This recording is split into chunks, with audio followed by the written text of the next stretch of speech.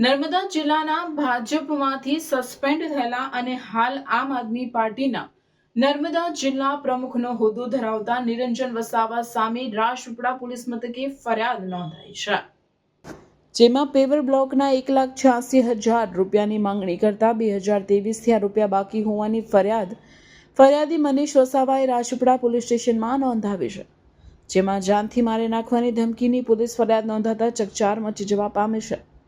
ફરિયાદની વિગત એવી છે કે ફરિયાદી મનીષ વસાવાએ આરોપી નિરંજન નગીનભાઈ વસાવા રહેવાસી કુંવરપરાને જૂન 2013થી સપ્ટેમ્બર 2023 સુધી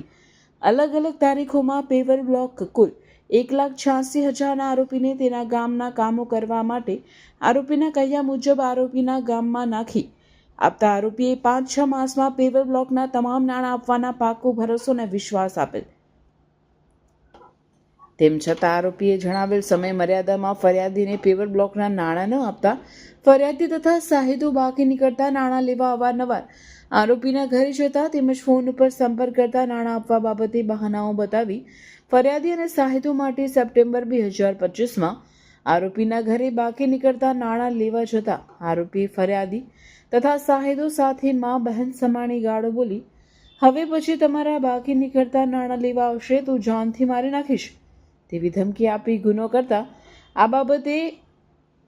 AR ઠુમ્મર PSI રાજપીપળાએ તપાસ આદરી છે।